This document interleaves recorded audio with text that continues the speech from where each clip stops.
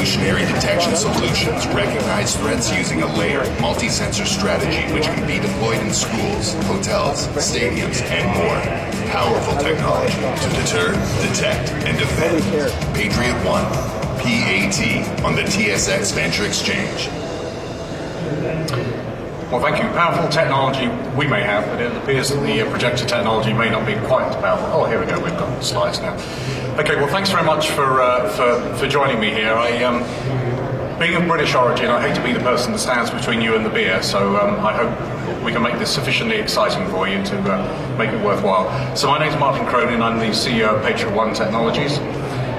We are in the business of public safety through threat detection. And unfortunately, the clicker is not moving us on.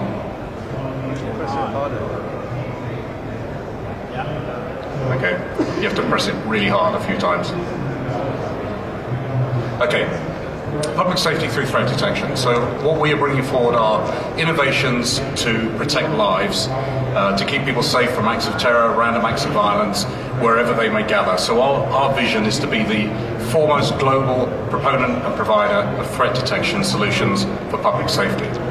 Now, in terms of what does that mean, you know, where can we operate? We're talking about anywhere where the public gather, and as I say, may be at risk of acts of violence. So mass transportation, tourism, hospitality, government sector, prisons, retail, you name it. Now, what's the basis of this? Well, we were set up in 2016 to commercialize some technology out of McMaster University in Hamilton, Ontario, called cognitive microwave radar. So this is bringing together low-powered radar with machine learning to do real-time detection of concealed threats. So if somebody's carrying a gun or a knife or a bomb into a public space, that you can detect that before any sort of attack happens. Now, where are we at in that journey? As I say, this technology was developed at McMaster University over a period of 7 years with funding from Canadian federal government and from NATO. We spent the last 2 years taking that proof of concept and taking a huge set of lab equipment, shrinking that down into a commercial package, going out and getting regulatory certification so that we could take it into public spaces, and then training the system, training the algorithms to recognize all of the real-world conditions to allow real-time detection of threats to take place. So where we're at now, if you look at this slide, we're into the paid pilot installations. So as of just before Christmas, we began that process of installing with clients, paying for the systems prior to a full commercial rollout as we go into quarter 2 2019. However, what we have also done during this period, we recognize through all of our interaction with clients around the world that there is no one single solution, that there's no silver bullet to the problem of acts of violence in public spaces.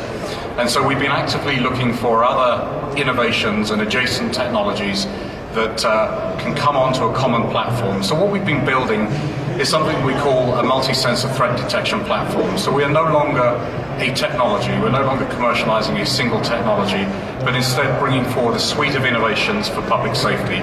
And just before Christmas, we announced an acquisition of an innovative company in New Brunswick called AI that has video recognition software. Again, artificial intelligence based. The algorithms have been taught to recognize threat objects in a video feed. If somebody produces a gun or a knife, the algorithms running behind your camera system recognizes that object, generates an alert, flags it up for the operator, and tracks that individual.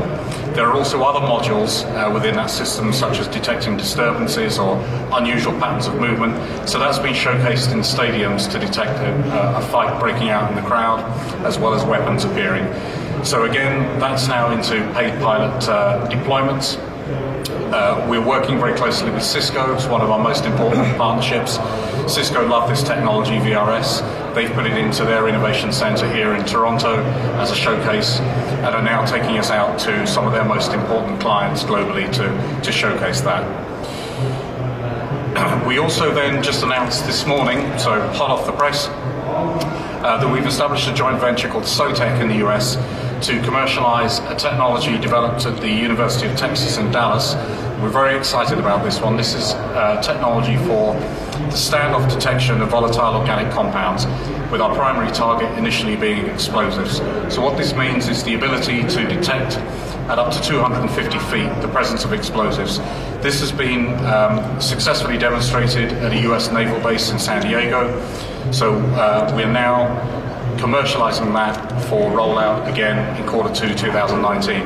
Now, in addition to detection of explosives, this technology can be used to detect opioids like fentanyl, and we've had some discussions with the US Postal Service. It's of course a massive concern, not just in the US but here in Canada and most developed markets, the flow of fentanyl coming from China. So we see huge application in opioid detection for this technology as well. So we're very excited about that one, as I say, just announced this morning. So, as I say, what we're building is not a single technology where we're trying to shove a square peg into a round hole, but instead saying, what's your environment, what's your challenge, what are the threats you face, because we have a suite of solutions that we can bring to bear. So whatever the problem, we will have a solution. So we've gone through an evolution over the last couple of years from being a technology to being a solutions provider.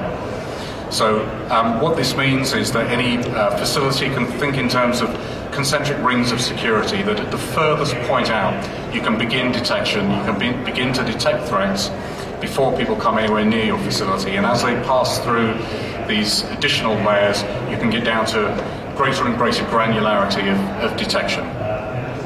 Now, the philosophy behind it is that essentially we're not in the business of creating fixed visible security screening architecture of the sort that you see in an airport, because our view is that whilst that has a role to play, particularly in airport security, it doesn't prevent attacks from happening.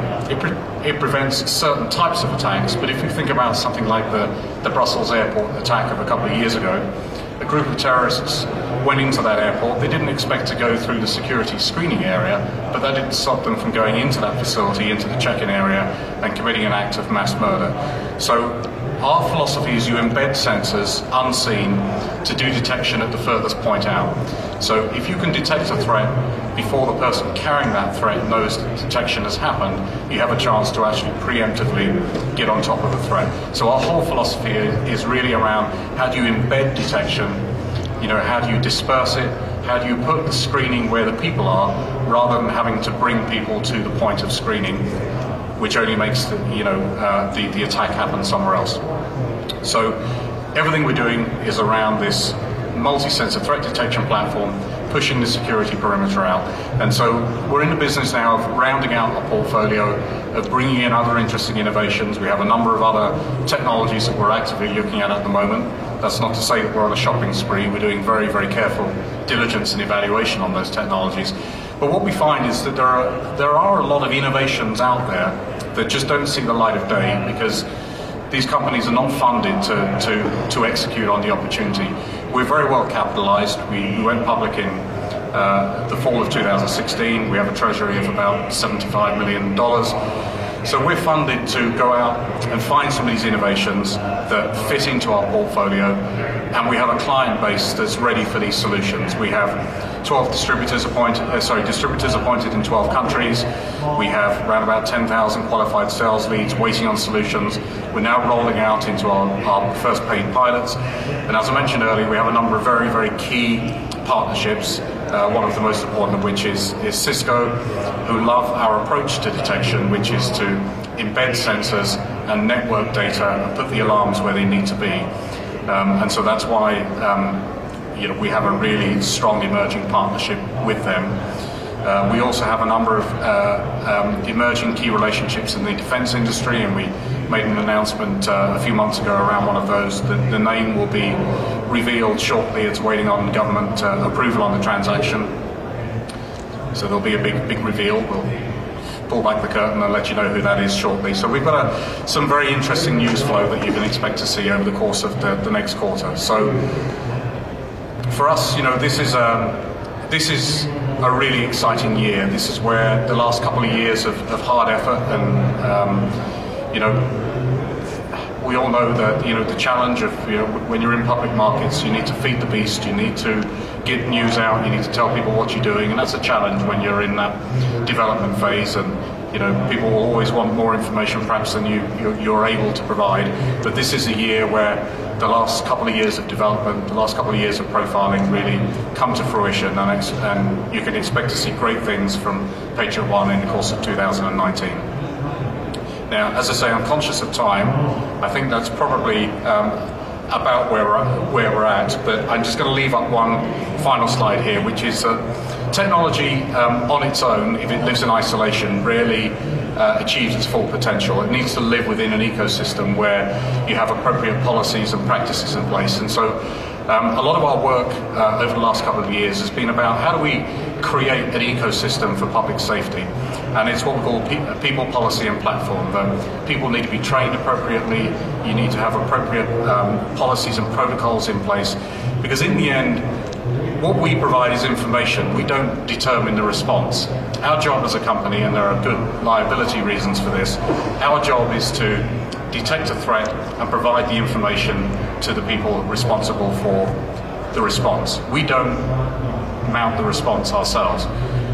But in order for the technology to be successful and therefore to have mass adoption, it's important that organizations have in place these three pillars of people, policy and platform. So within the company we have a great deal of expertise coming out of the UK, the US and Canada in the security world, and we're spending a lot of time engaging with clients to ensure that what we're creating is an ecosystem for public safety.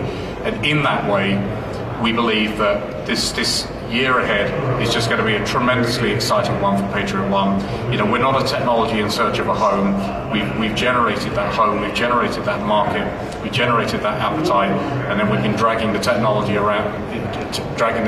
in behind us. Now that we're ready to get out there and show the world what we've got, it's going to be a tremendously exciting year. So thank you very much. I don't know if we have a little bit of time for questions, but unless somebody tells me otherwise, I'll be happy to take a couple. Do we do questions in here? I'm not sure. Let's throw it open anyway. Great. Those are the kind of questions I like. Well, thank you very much for listening. I believe there's a drinks reception coming up now, and I'll be in there. So by all means, come and chat further. Many of my colleagues are here as well. So thank you. With a vision to save lives, Patriot1 is addressing the spread of violence with disruptive, covertly deployed technologies that identify